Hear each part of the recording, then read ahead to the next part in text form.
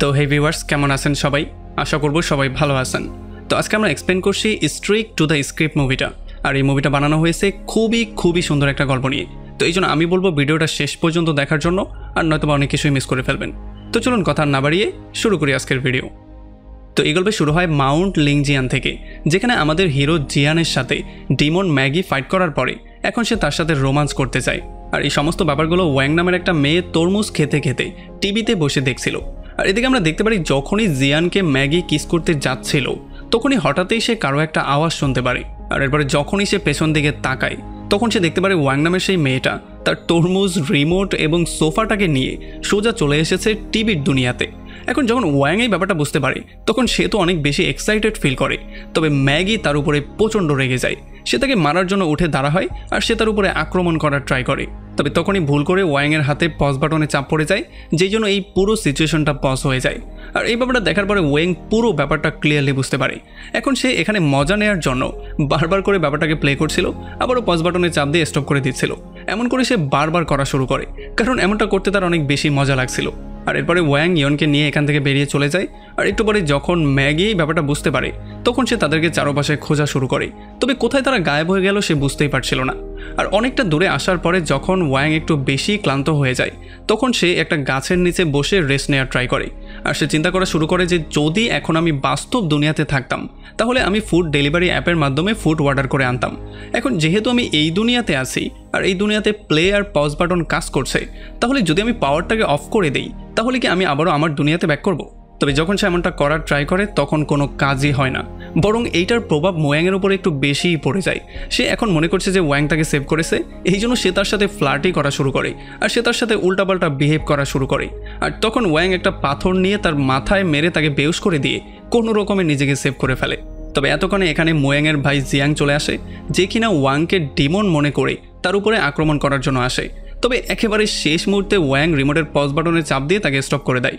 আর এরপর সে দৌড়ানো শুরু করে তার সোফার দিকে। আর তখন এদিকে আমরা দেখতে পারি সোফার কাছে আমাদের হিরোইন লিউ চলে এসেছে, আর তার সঙ্গে মোয়াংয়ের দুটা ভাইও ছিল, যারা দুজনেই কিনা ছিল কার্টুন ক্যারেক্টার।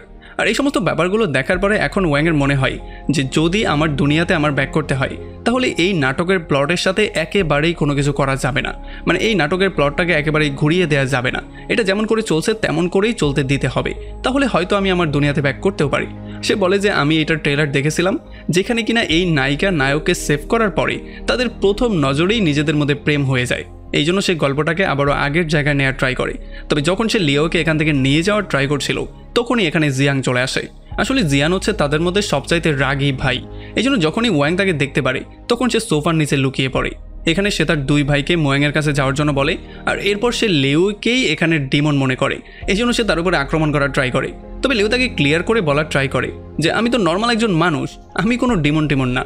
তবে যখন ওয়াং দেখতে পারে যে তাদের মধ্যে মিসআন্ডারস্ট্যান্ডিং হচ্ছে তখন সে দাঁড়া হয়ে সমস্ত ব্যাপারগুলো ক্লিয়ার করার ট্রাই করে। তবে জিয়াং তাকেও মনস্টার মনে করে ফেলে, এই জন্য সে তাকে গাছের পাতা দিয়ে বেঁধে তার সঙ্গে করে আকাশ দিয়ে উড়িয়ে নিয়ে যাওয়ার ট্রাই করে। যদিও এত উঁচা দিয়ে যাওয়ার জন্য ওয়াং প্রচণ্ড ভয় পাচ্ছিল, এই জন্য সে চিৎকার চেঁচামেচি করছিল, তবে এতে করে জিয়াওয়ের কিছুই যায় আসছিল না, মানে এটা তার কান পর্যন্ত পৌঁছাচ্ছিলই না। তো এরপরে পরের সিনে আমরা দেখতে পারি তারা চলে আসে টিয়ান্ডার হেডকোয়ার্টারে। আসলে এটা ছিল একটা স্কুলের মতো কিছু, যেখানে কিনা এখানের বাসিন্দারা নতুন নতুন টেকনিক শিখত। জিয়াংয়ের কার্টুন ভাইরা যখন তার সোফাটাকে চেক করা শুরু করে তখন এখানের ফিচারের মধ্যে তারা গান বাজানোরও একটা অপশন পেয়ে যায়, আর এই গানের তালে তালে তারা নাচাও শুরু করে। তবে একটু পরে তারা মনে করে হয়তো বা এই সোফাটাই হচ্ছে গিয়ে ডিমন, এই জন্য তারা সোফাটাকে ডিস্ট্রয় করার ট্রাই করে। তবে তখন ওয়াং এসে তাদেরকে বুঝিয়ে বলার ট্রাই করে যে এটা কোনো ডিমন না, এটা হচ্ছে গিয়ে আমার বেড, আর তাছাড়া এটার নাম হচ্ছে গিয়ে সোফা।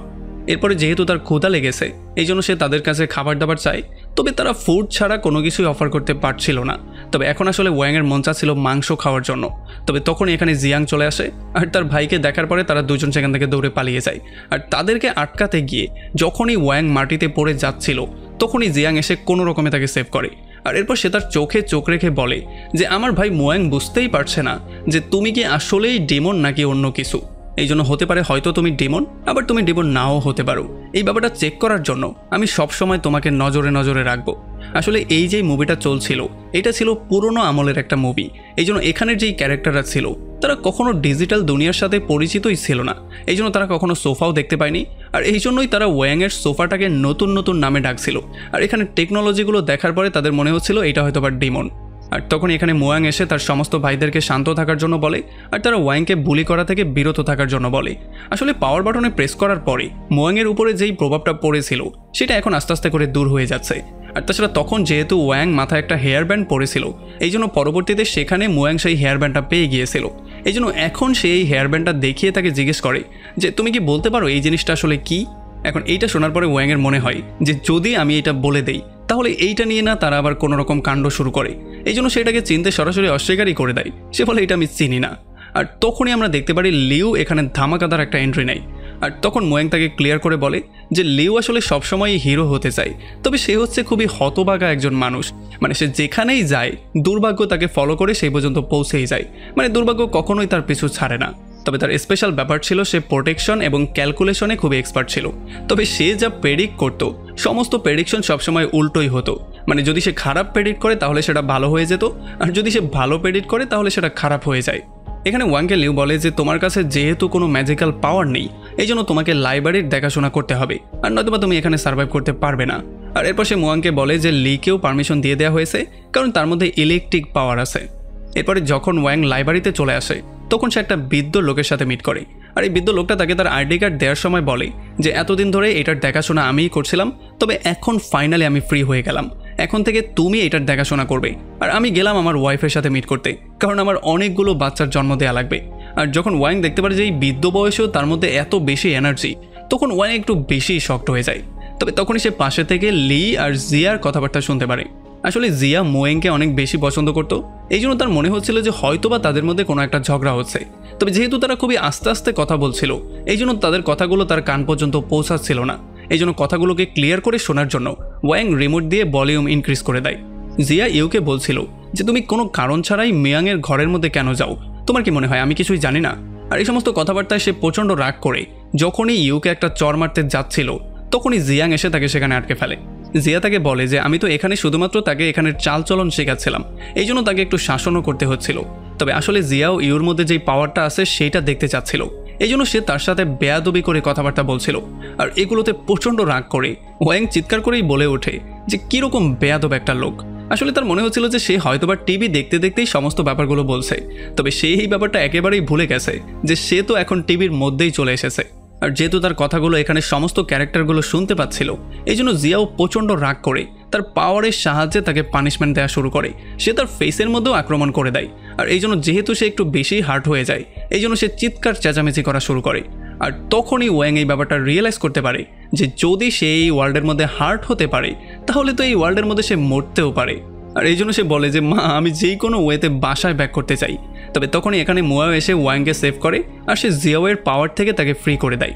তবে তখনই ওয়াং আবারও পাওয়ার বাটনে প্রেস করে, আর এইবার এই পাওয়ার বাটনে প্রেস করার জন্য মোয়েং আর জিয়াও দুজনের উপরেই একটা অদ্ভুত প্রভাব পড়ে। তারা দুজনেই অনেক বেশি ইমোশনাল হয়ে যায় আর তারা উল্টা পাল্টা অনেক কিছু বলা শুরু করে। তবে একটু পরেই আবার তারা দুজন নর্মালও হয়ে যায় আর তারা এই ব্যাপারটা একেবারেই ভুলে যায় যে এতক্ষণ ধরে তারা কি আবল তাবল বকছিল।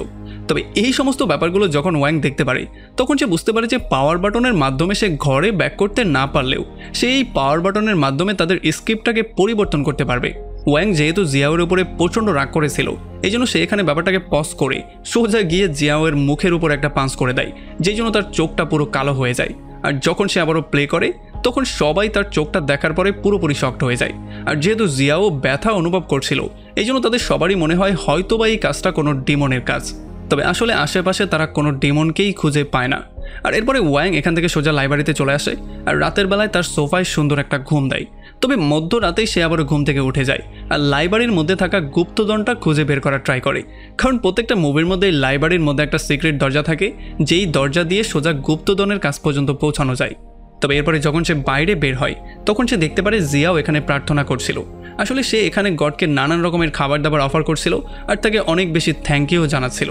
আর এগুলো দেখার পরে ওয়াং রিমোটের পজ বাটনে চাপ দিয়ে সোজা গিয়ে সেখানের খাবার দাবারগুলো খাওয়া শুরু করে। তবে সে ভুল করে কাঁচা পেঁয়াজও খেয়ে ফেলে যেই জন্য তার কান্না চলে আসে। আর তখনই ভুল করে রিমোটটাও তার হাত থেকে পড়ে যায় আর পড়ে গিয়ে প্লে বাটনে অটোমেটিকলি প্রেসও হয়ে যায়। তবে যেহেতু ওয়াং কালো কোট পরেছিল আর জিয়াওয়ের থেকে তার ফেসটা পুরোপুরি অপোজিটে ছিল আর তার ফেসটা ঢাকা অবস্থায়ও ছিল। এই জন্য জিয়াও তাকে চিনতে তো পারেই না, বরং তার মনে হয় এইটা হয়তোবা তার সেই মাস্টার যার পূজা সে করছিল। এই জন্য সে তাকে রিকোয়েস্ট করে যাতে করে তার শীর্ষ সে তাকে বানিয়ে ফেলে। আর এই সুযোগটা নিয়ে ওয়াংও তাকে বলে দেয় যে আমার শীর্ষ হওয়ার জন্য কিছু কন্ডিশন আছে, যদি তুমি সেগুলো ফুলফিল করতে পারো তাহলে আমি তোমাকে অবশ্যই আমার শীর্ষ বানিয়ে নিব। পরদিন সকালবেলায় সে তাকে একটা ফানি হেয়ার স্টাইল বানানোর জন্য বলে, আর সেই হেয়ার ব্যান্ডটা নিয়ে তার মাথায় পরিয়ে দেয়। আর তাছাড়া তাকে তার রাগের উপরেও কন্ট্রোল আনার জন্য বলা হয়। এই জন্য যখন এই ফানি হেয়ার স্টাইল দেখার পরে সবাই তাকে নিয়ে হাসাহাসি করা শুরু করে, তখন সে তার রাগের উপরেও কন্ট্রোল নিয়ে আসে। এরপর সে তাকে অদ্ভুত রকমের কস্টিউম পরিয়ে নাচায়, আর এই সমস্ত ব্যাপারগুলো সে ভালোই উপভোগ করছিল। তবে একটা পর্যায়ে গিয়ে তার জিয়াওর জন্য প্রচণ্ড খারাপ লাগা শুরু হয়ে যায়। এই জন্য সে দূর থেকেই জিয়াওকে শুনিয়ে শুনিয়ে বলা শুরু করে যে তুমি যেই মাস্টারের সন্ধান করছো সেই মাস্টার বাস্তব দুনিয়াতে এক্সিস্টই করে না, হয়তোবা কেউ তোমাকে বোকা বানিয়েছে। তবে এইটা শোনার পরে জিয়াওর মাথা প্রচণ্ড গরম হয়ে যায়, কারণ সে তার মাস্টার সম্পর্কে একটাও উল্টাপাল্টা কথা সহ্য করতে চায় না। এই জন্য সে ওয়াংকে পানিশ করার ট্রাই করে। তবে আবার তখন তার মাস্টারের কথাই তার মনে পড়ে যায়, যেখানে তার মাস্টার তাকে বলেছিল যে দুর্বলদের উপরে কখনোই অত্যাচার করতে যাবে না। এই জন্য সে তার পাওয়ারটাকে আবারও কন্ট্রোলে এনে আবারও ওয়াংয়ের কাছে মাপ চায়। এরপরে ইউই দৌড়ে ওয়াংয়ের কাছে আসে, আর সে তাকে বলে যে মোয়াং তার পাত্রী পেয়ে গেছে, এই জন্য এখন সে তাকে বিয়ে করবে। আর এই জন্যই সে আমাদের সবাইকে মিট করার জন্য তার কাছে যেতে বলেছে। এই জন্য সে ওয়াংকে তার বাহনের উপরে বসিয়ে আকাশের উপর দিয়ে সেদিকে যাওয়া শুরু করে। তবে তখন ওয়াং প্রচণ্ড ভয় পেয়ে সোজা সেখান থেকে নিচেই পড়ে যায়। তবে একেবারে শেষ মুহূর্তে জিয়াও তাকে কোলে নিয়ে সেখানে সেভ করে, আর আবারও এনে সেই বাহনের উপরে বসিয়ে দেয়। আর সে তাকে বলে যে এইবার শক্ত করে জায়গাটা ধরবে, কারণ যদি আবারও তুমি পড়ে যাও তাহলে তোমাকে সেভ করতে আর আমি যাচ্ছি না। এরপর তারা সবাই মিলে ফাইনালি সেই জায়গায় চলে আসে যেখানে মোয়াং এবং ডেমন ম্যাগি ছিল। আসলে যেই হেয়ার ব্যান্ডটা মোয়াং পেয়েছিল, ম্যাগি মিথ্যা বলেছিল যে এইটাই হচ্ছে গিয়ে আমার হেয়ার ব্যান্ড, আর আমি তোমার জীবনটাকে সেভ করেছিলাম।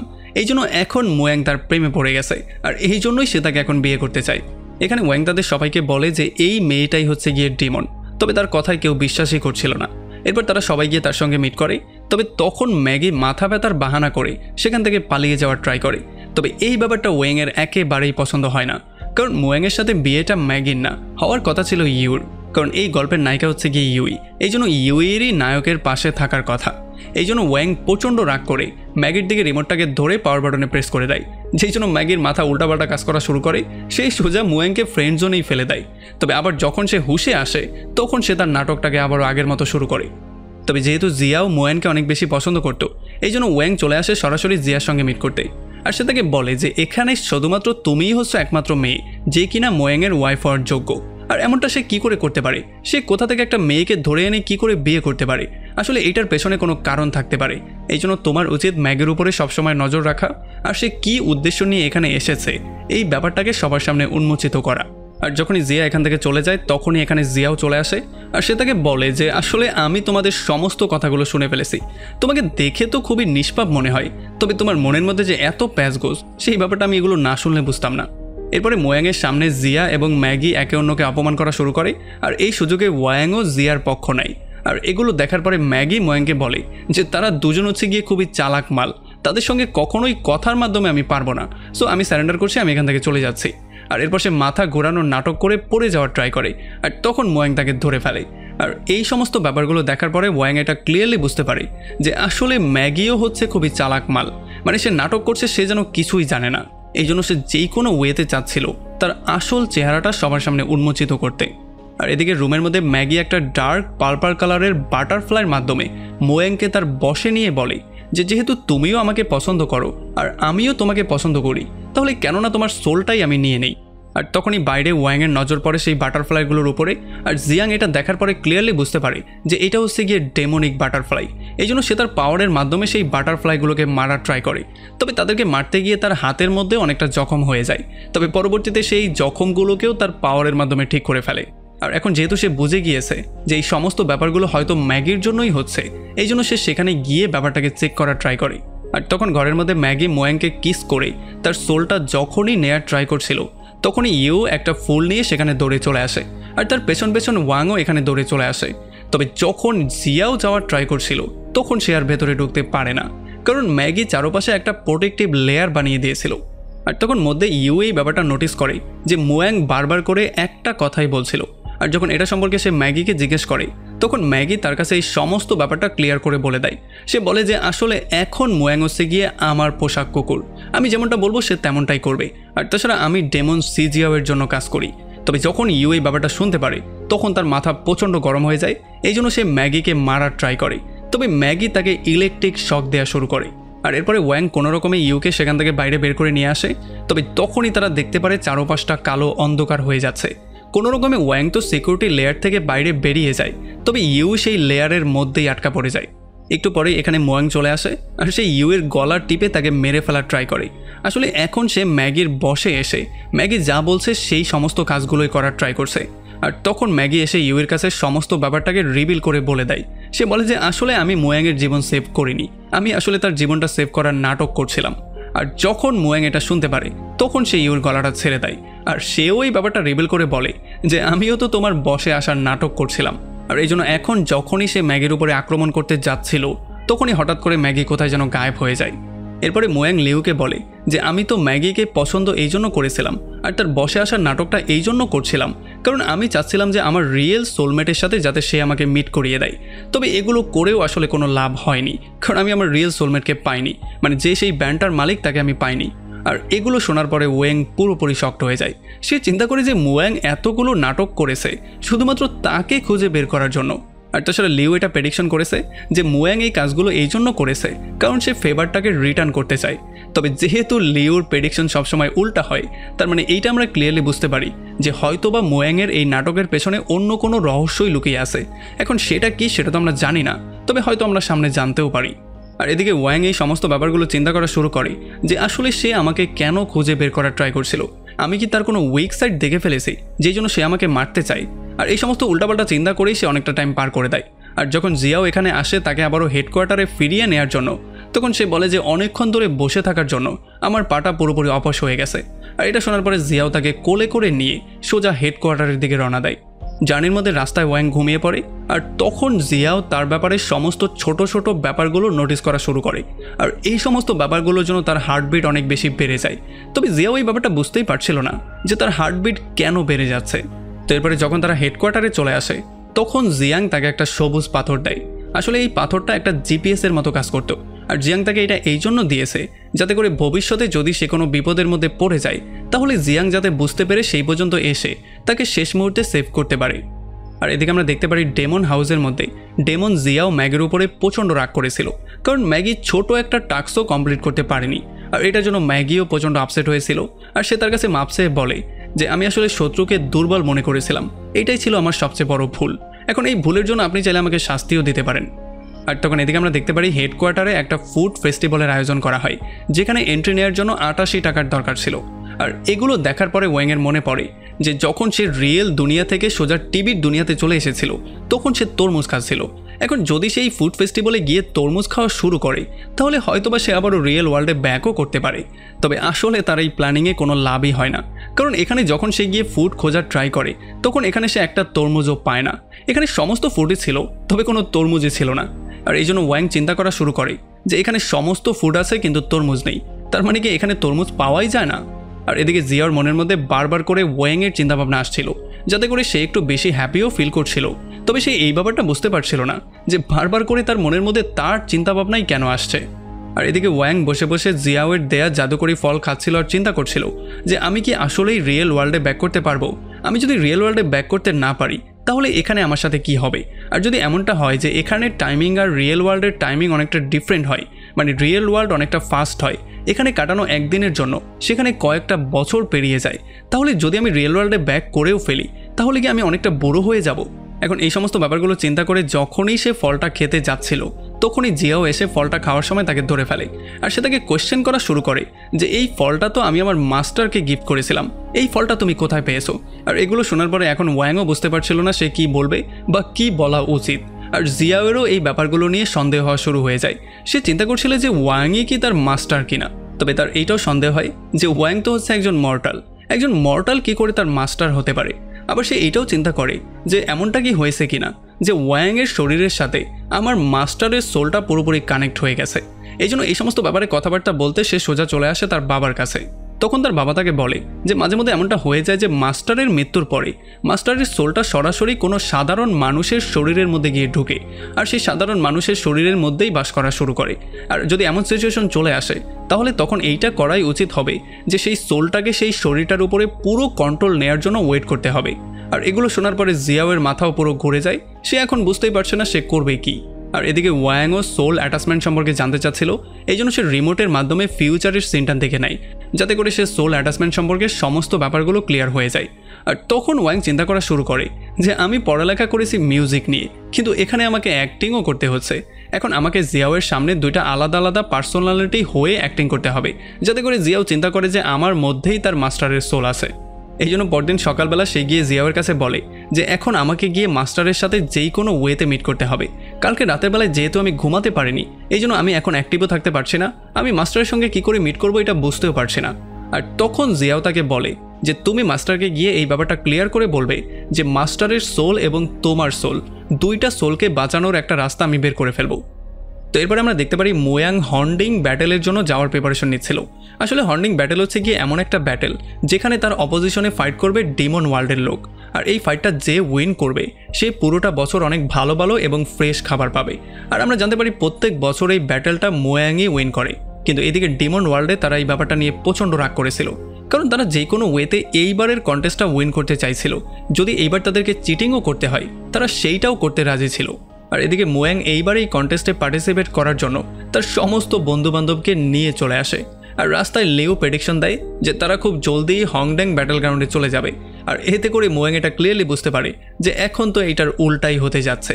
এরপরেই তারা সবাই হঠাৎই চারপাশে পার্পল কালার দেখতে পারে, মানে সেই প্রোটেকশন শিল্ডের মতো কিছু একটা তারা দেখতে পারে। আসলে এটা ছিল ডেমনদের একটা চাল। এই জন্য জিয়াও এবং ওয়াং ব্যাটল গ্রাউন্ডে যাওয়ার জায়গায় সোজা চলে আসে জিয়াওয়ের বাসার সামনে। আসলে যেহেতু এটা হচ্ছে গিয়ে তাদের এলাকা আর তার মা হচ্ছে গিয়ে এখানের কুইন, এই জন্য যখনই তার মা তাদের দুজনকে একসঙ্গে দেখতে পারে তখন সে বুঝতে পারে যে তারা দুজন হয়তো একে অন্যকে ভালোবাসে। এই জন্য জিয়াওয়ের মা তাদেরকে দ্রুত বিয়ে করে ফেলার জন্য বলে। তবে জিয়াও তার ফিলিংস নিয়ে কোনো ক্লিয়ার অ্যান্সারই দিতে পারছিল না। সে তার মাকে বলে যে আসলে ওয়াংয়ের মধ্যে আমার মাস্টারের সোল আছে। তবে তার মা এটা শোনার পরে ক্লিয়ারলি বুঝতে পারে যে এমন কোনো ব্যাপার কখনো হয়নি বা হবেও না। আর তখন ওয়াংও এই ব্যাপারটা ক্লিয়ার করে বলে দেয় যে আমার মধ্যে মাস্টারের কোনো সোল নেই। তবে জিয়াও কোনোভাবে এটাকে বিশ্বাস করতে চাইছিল না, এই জন্য তাদের মধ্যে ঝগড়ার মতোই শুরু হয়ে যায়। এই জন্য ওয়াং জিয়াওকে একা নিয়ে গিয়ে উল্টাপাল্টা অনেক কিছু বলা শুরু করে। তবে জিয়াও তাকে ক্লিয়ার করে বলে দেয় যে আমি যদি একবার মাস্টারের সোলটাকে সেভ করে ফেলতে পারি তারপরেই যেমনটা মা বলেছে আমি তোমাকে দ্রুত বিয়ে করে ফেলবো। আর এইটা শোনার পরে ওয়াং বেশি খুশি হয়ে যায়, কারণ সেও জিয়াওকে পছন্দ করা শুরু করে দিয়েছিল। এই জন্য যখন সে রুমের মধ্যে একা ছিল তখন সে খুশিতে নাচানাচি করা শুরু করে, গান গাওয়া শুরু করে। তবে যখন আবার জিয়াও তার সামনে চলে আসে তখন সে আবার জিয়াওকে বলে যে আমি তো শুধুমাত্র প্র্যাকটিস করছিলাম, মানে আমি সেই ব্যাটেলের জন্য প্র্যাকটিস করছিলাম। এরপরে জিয়াও তার পাওয়ারের সাহায্যে ওয়াংয়ের বডির মধ্য থেকে মাস্টারের সোলটাকে আলাদা করার ট্রাই করে। যদিও বারবার করে ওয়াং তাকে বলছিল যে আমার বডির মধ্যে কোনো মাস্টারের সোল নেই, তবে তবুও সে কোনো কথাই শুনছিল না। আর এইটার সাইড ইফেক্ট তাদের দুজনকেই ভুগতে হয়, কারণ তাদের দুজনের সোলটাই এক্সচেঞ্জ হয়ে যায়। মানে জিয়াওর শরীরের মধ্যে ওয়াংয়ের সোল আর ওয়াংয়ের শরীরের মধ্যে জিয়াওর সোল চলে যায়। আর এখন যেহেতু রাতও হয়ে গেছে এই জন্য কোনো ঝামেলা করা ছাড়াই তারা শান্তিতে রাতটা পার করতে চায়। এই জন্য জিয়াও তাকে বলে যে আমি আমার রুমের মধ্যে গিয়ে ঘুমাবো, তুমি তোমার রুমের মধ্যে গিয়ে ঘুমাবে, সোজা কোনো কথাবার্তা না বলে গিয়ে শুয়ে পড়বে। আর আমার যেহেতু একটু ক্লান্তি এসেছে এই জন্য আমি ফেস ওয়াশ করে কাপড় চেঞ্জ করেই শুয়ে পড়বো। তবে এইটা শোনার পরে ওয়াং একটু বেশি টেনশনে পড়ে যায়। সে বলে যে তুমি যেহেতু আমার বডির মধ্যে আসো তার মানে এইটা না যে তুমি আমার বডির সমস্ত পার্টগুলো দেখতে পারবে, তুমি আমার বডির কোনো পার্ট দেখার ট্রাই করবে না, তুমি ড্রেসও চেঞ্জ করবে না। তবে জিয়াও ওয়েংকে রাগানোর জন্য বারবার করে বলছিল যে এই ড্রেসের মধ্যে তো আমার কোনোভাবেই ঘুম আসবে না, এই ড্রেস তো আমি চেঞ্জ করে তারপরেই ঘুমাবো। তবে যখন তারা এগুলো নিয়েই কথাবার্তা বলছিল তখনই হঠাৎই ওয়াংয়ের বডির মধ্যে যে রিমোটটা লুকিয়েছিল সেটা সোজা মাটিতে পড়ে যায়। এই জন্য জিয়াও দ্রুত এটাকে উঠিয়ে সেই রিমোটের মধ্যে 2-3টা প্রেস করে দেয়। এই জন্য তাদের ওয়ার্ল্ডের মধ্যে কিছু গ্লিচ চলে আসে। তবে ওয়াং আবার দ্রুত রিমোটটা তার হাতে নিয়ে নেয়। এরপর সে ক্লিয়ার করে সমস্ত ব্যাপারগুলো তাকে বলা শুরু করে। সে বলে যে আসলে আমি এই দুনিয়ার না, আমি যেই দুনিয়া থেকে এসেছি সেই দুনিয়াটা এই দুনিয়ার থেকে সম্পূর্ণ আলাদা। সেখানে কারো কাছেই ম্যাজিক্যাল পাওয়ার নেই, তবে সবার কাছেই ইলেকট্রনিক ডিভাইস আছে। আর তাছাড়া এই দুনিয়াতে তুমি যেটাকে মাস্টারের কেরামতি মনে করছিলে সেটা তো ছিল আমার রিমোটের কেরামতি। আর এগুলো শোনার পরে জিয়াও তার কাছে প্রমিস করে যে আচ্ছা ঠিক আছে, আমি মুখটা ধুয়েই গিয়ে শুয়ে পড়বো, আমি ড্রেস চেঞ্জ করব না, যেহেতু আমি এখন তোমার বডির মধ্যে আছি, তোমার বডির সাথে আমি আননেসেসারি তেমন কিছু করব না। আর একজন আসল পুরুষ কখনোই তার কথার বরখেলাপ করে না। এরপরে যখন রাতের বেলায় ওয়াং জিয়াওয়ের বডির মধ্যে ছিল তখন একটা দাসী এসে তাকে সিডিউস করার ট্রাই করে, মানে সে তার প্রয়োজনীয়তা পূরণ করার জন্য এসেছিল। আর তাছাড়া এই মেয়েটার চোখে একটা কাপড়ও বাঁধা ছিল, যদি জিয়াওয়ের তাকে পছন্দ হয় তাহলে কাপড়টা খুলে তারা অ্যাকশনে নামতে পারবে। এই জন্য মেয়েটা তাকে বলে যে আমি চাইলে আপনার সমস্ত প্রয়োজনীয়তা পূরণ করতে পারবো, আপনি শুধুমাত্র কি করতে হবে সেটা আমাকে বলুন।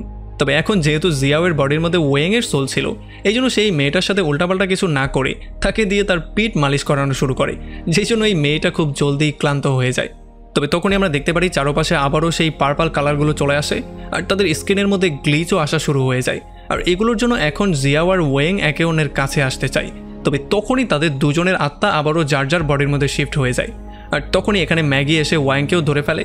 তবে এখন ওয়াংয়ের কাছে সেই রিমোট কন্ট্রোলটাও নেই, মানে এখন সে চাইলেও নিজেকে আর সেভ করতে পারবে না। এখন এই জন্য নিজেকে বাঁচানোর জন্য ওয়াং ম্যাগির সঙ্গে সুন্দর সুন্দর কথা বলা শুরু করে। তবে ম্যাগি কোনোভাবেই তার কথার ফাঁদে পড়তে চাচ্ছিল না, এই জন্য সে তাকে একটা ম্যাজিক্যাল সিড খাইয়ে দেয়, যেই জন্য ওয়াং সোজা বোবাই হয়ে যায়। আর এরপর সে তার চোখটাকে বেঁধে সেই অবস্থায় তাকে জিয়াওয়ের রুমের মধ্যে পাঠিয়ে দেয়। আর তাছাড়া ম্যাগি তার শরীরের স্মেলও পুরোপুরি চেঞ্জ করে দেয়, যাতে করে জিয়াও তাকে একেবারে চিনতেই না পারে। আর যখন জিয়াও এসে দেখতে পারে তার রুমের মধ্যে একটা মেয়ে দাঁড়িয়ে আছে যার চোখের মধ্যে পট্টি বাঁধা, তখন সে বুঝতে পারে যে এই মেয়েটা আসলে কি জন্য এসেছে। এই জন্য সে তার থেকে দূরে যাওয়ার ট্রাই করে, যদিও ওয়াং বারবার করে ইশারাতে তাকে বলার ট্রাই করে যে এটা হচ্ছে গিয়ে আমি ওয়াং, আমার চোখের পট্টিটা খুলো। তবে জিয়াওয়ার বারবারই মনে হচ্ছিল যে হয়তোবা এইটা ওয়াংয়ের মতো দেখতেই কোনো একটা মেয়ে, এই জন্য সে তার পট্টি তো খুলেই না, বরং তার থেকে দূরে যাওয়ার ট্রাই করে। আর এদিকে আমরা দেখতে পারি মুয়াংও ওয়াংকে নিয়ে অনেক বেশি টেনশনের মধ্যে ছিল, কারণ এই বিপদের কথা সেও জেনে গিয়েছিল। সে সেই গ্লেজগুলোও দেখতে পেয়েছিল, আর তাছাড়া একটা বাটারফ্লাইও সে পেয়ে গিয়েছিল। এখন সেই বাটারফ্লাইটাকেই তার একটা যমজ রূপ বানিয়ে সোজা পাঠিয়ে দেয় ওয়াংয়ের কাছে সমস্ত ব্যাপারগুলো জানার জন্য। আর যখন সে ওয়াংয়ের সমস্ত ব্যাপারগুলো দেখতে পারে তখন সে তার মুখ থেকে সিটটা টেনে সোজা তার নিজের মধ্যেই নিয়ে নেয়। তবে তখন এখানে জিয়াও চলে আসে, আর সে এটা দেখার পরে তার উপরেই আক্রমণ করে দেয়, কারণ তার মনে হচ্ছিল এটা হয়তোবা কোনো ডেমনিক চাল হতে পারে। এই জন্য সে যখন তার উপরে আক্রমণ করে তখন সে হঠাৎই এখান থেকে গায়েব হয়ে যায়। আর যেহেতু এখন সিটটা বের হয়ে গেছে, এই জন্য ওয়াংও তার আওয়াজ ফিরে পেয়েছে, এই জন্য সেই জিয়াওয়ের উপরে প্রচণ্ড পরিমাণে চিল্লাচিল্লি করা শুরু করে। আর যখনই জিয়াও তার চোখের পট্টিটা সরায় তখন সে দেখতে পারে এটা তো আসলেই ওয়াং। পরদিন সকালবেলা জিয়াও ওয়াংকে জড়িয়ে ধরে তার ওয়াইফ বলে, আর এতে করে ওয়াং পুরোপুরি শক্ট হয়ে যায়। তবে তখন জিয়াও তাকে বুঝিয়ে বলে যে যেহেতু কালকে রাতের বেলায় তোমার চোখের থেকে আমি পট্টি সরিয়েছি, তার মানে এইটা এখন আমাদের এখানে প্রমিস হিসেবে ধরা হয়, মানে এখন আমি তোমার কাছে প্রমিস করেছি যে তোমাকেই আমি বিয়ে করব। এখন শুধু সেই ব্যাটেলটার পরে আমাদের বিয়ে হওয়াটা বাকি। তবে ওয়াং এই সমস্ত কথাবার্তাগুলোকে সাইডে রেখে তার কাছে তার রিমোটটা চায়। তবে জিয়াও তাকে বলে এই রিমোটটা আমি তখনই দিব যখন তুমি আমাকে বিয়ে করবে। তবে ওয়াংও জোর করে তার থেকে রিমোটটা কোনো রকমে নিয়েই নেয়। আর এদিকে যখন মোয়াং মেডিটেশন করছিল তখনই এখানে ম্যাগি এসে তাকে ফুসলানো শুরু করে। আসলে যেহেতু তার যমজ সেই লোকটা কালকে সেই ম্যাজিক্যাল সিডটা খেয়েছিল, এই জন্য সেটার প্রভাব তার উপরেও পড়েছিল। এই জন্য সে ম্যাগির জায়গায় ওয়াংকে দেখা শুরু করে। আর এই জন্য যখনই সে তাকে কিস করতে যায় তখন মোয়াংও নিজেকে আটকে রাখতে পারে না, আর সে তাকে কিসও করে ফেলে, যেই জন্য সে অনেকটা দুর্বলও হয়ে যায়। আর এরপর সে জিয়াও আর ওয়াংকে নিয়ে সোজা চলে আসে সেই কন্টেস্টে। আর এই কন্টেস্টটা ম্যাজিকের মাধ্যমে সবার সামনে লাইভও দেখানো হচ্ছিল, আর এখানে দর্শকরা চাইলে ভোটও দিতে পারত। প্রথম রাউন্ডের ডান্সের কম্পিটিশন হয়, যেখানে মোয়াংয়ের টিমের জিয়া উইন করে। দ্বিতীয় রাউন্ডের ডেমন ওয়ার্ল্ড থেকে একজন একটা বাঁশি বাজাচ্ছিল, আর মোয়াংয়ের দলের উচিত ছিল নিজের উপরে কন্ট্রোল রাখা। তবে যেহেতু সে আউট অফ কন্ট্রোল হয়ে একটু ডান্সও করে ফেলে, এই জন্য এই রাউন্ডটা ড্র হয়ে যায়। তৃতীয় রাউন্ড যেহেতু ছিল ফাইটের রাউন্ড, এই জন্য মোয়াং এখানে নিজে অংশগ্রহণ করে। তবে যখন সে ফাইট শুরু করে তখন ম্যাগির দেয়া সেই সিটের জন্য সে অনেকটা দুর্বল ফিল করে, আর তার মুখ দিয়ে রক্ত পড়াও শুরু করে, যেই জন্য এই রাউন্ডটা সে হেরে যায়। এরপরে ডেমন গ্রুপ সবার সামনে খুবই সুন্দর করে গান গায়, খুবই সুন্দর সুন্দর ডান্স প্রদর্শন করে। আর এগুলো দেখার পরে ওয়াং একটু বেশি নার্ভাস হয়ে যায়, তবে তবুও সে সবার সামনে গিয়ে গান গাওয়া শুরু করে। এখানে সে গান গাচ্ছিল আর তার টিমের সমস্ত মেম্বাররা ডান্স করছিল। আর যখন এগুলো শেষ হয়ে যায় আর ভোটের পালা চলে আসে, তখন মোয়াংয়ের টিমকে সবাই অনেক বেশি ভোট দেয়, যেই জন্য প্রত্যেকবারের মতো এইবারও তারা এই গেমটা উইন করে। যেহেতু ডেমন গ্রুপ হেরে গেছে, এই জন্য তারা খুবই আপসেট হয়ে বসেছিল, আর মোয়াংয়ের গ্রুপটা এই জয়টাকে সেলিব্রেট করার জন্য ডান্স করছিল। তবে তখন জিয়াও আর ওয়াংয়ের নজর একে অন্যের উপরে ছিল, তারা দুজন একে অন্যের সাথে মিলে ডান্স করতে চাচ্ছিল।